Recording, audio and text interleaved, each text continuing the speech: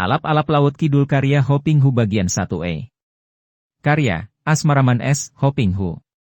Jilid 01. Embok Desa Ritem. Warsia menyapa Liri sambil bergerak untuk bangkit duduk. Embok Rondo Saritem cepat membantu gadis itu bangkit duduk. Sikapnya ramah. Mengasolah saja, Siem. Tidurlah. Ia membujuk. Embok De, aku harus mengurus jenazah Bapak. Hus, tenang sajalah. Aku sudah mengurus kesemuanya itu, Yem. Engkau tidak mempunyai siapa-siapa lagi di dunia ini kecuali aku, Embakyu dari bapakmu. Aku yang akan mengurus jenazah adikku Sutowiryo sampai dikebumikan dan akulah yang selanjutnya akan mengurus rumah ini, mengurus dirimu.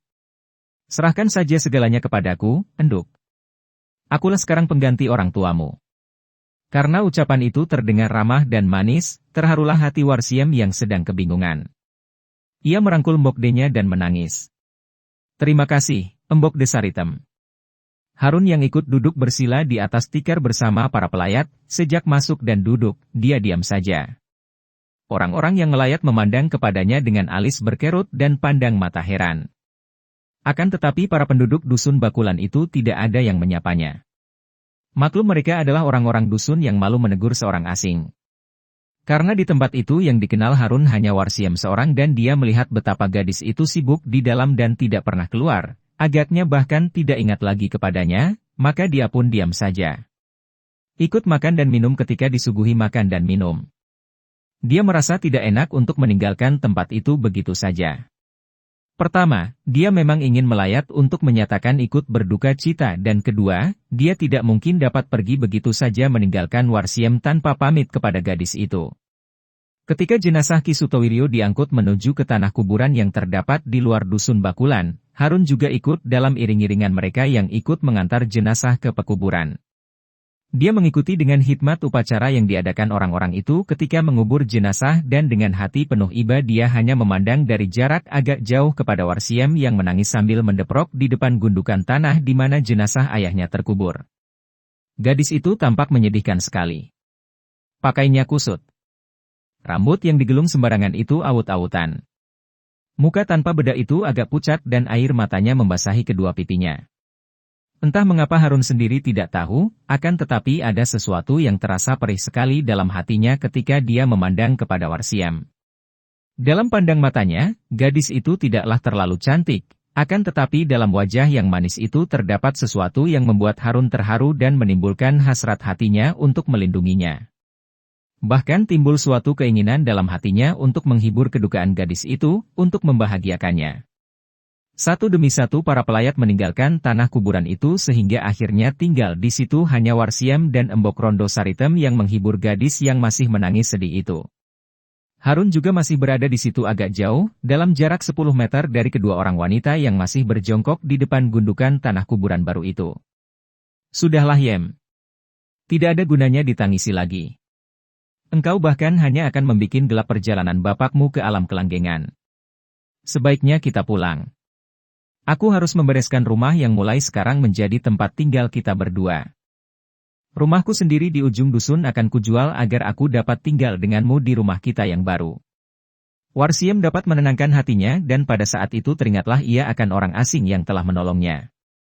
Sekelebatan tadi ia melihat Harun di antara para pelayat, akan tetapi karena hatinya dipenuhi kesedihan, ia tidak memperhatikan orang itu. Kini ia teringat dan tiba-tiba ia menyadari betapa ia telah menyia-nyiakan dan tidak mengacuhkan orang yang telah menyelamatkannya itu. Di mana dia? Katanya lirih sambil menoleh ke segala jurusan. Dia siapa, Yem? Tanya Embok Rondo Saritem. Akan tetapi Warsiem tidak menjawab karena ia sudah menemukan Harun dengan pandang matanya dan ia segera bangkit berdiri dan menghampiri pria muda yang duduk di atas sebuah batu besar itu. Melihat Warsiem menghampiri, Harun segera turun dari atas batu dan mereka kini berdiri berhadapan saling pandang. Dikwor. Kata Harun dan sebutan ini terdengar lucu dalam telinga Warsiem. Harun menyebut, Wor. Padahal orang-orang lain biasa memanggilnya Siem atau Yem begitu saja. Aku merasa ikut berduka cita atas kematian ayahmu. Warsiem mengusap air matanya. Ia tidak menangis lagi. Kisanak. Dikwor, jangan menyebut Kisanak padaku. Rasanya asing dan tidak enak. Namaku Harun, Harun Hambali atau Uun. Namamu aneh. Sukar aku menyebutnya. Sebut saja aku Akang Uun agar lebih mudah. Kata Harun. Akang Uun. Nada suara Warsiam agak cerah karena ia dapat menyebut nama penolongnya itu. Aku berterima kasih sekali kepadamu, Kang, dan maafkan aku bahwa sejak tadi aku sama sekali tidak memperhatikanmu karena aku. Sudahlah, Dick War.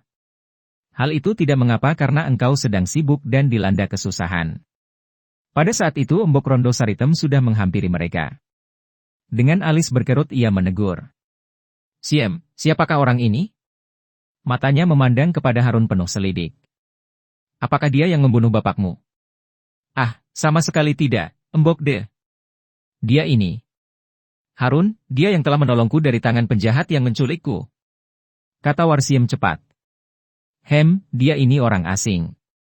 Tidak boleh engkau bercakap-cakap dengan seorang laki-laki, apalagi dia orang asing. Kalau tidak salah, dia ini bukan orang sini. Aku tidak pernah melihatnya. Hayo kita pergi, jangan pedulikan dia. Akan tetapi, Embok De. Tidak ada tetapi. Ingat, Siem, sekarang akulah yang bertanggung jawab atas dirimu.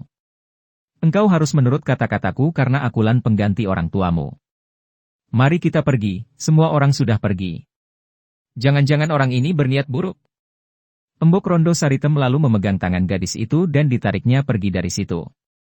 Harun memandang dengan alis berkerut, akan tetapi dia tidak berani mencampuri urusan keluarga.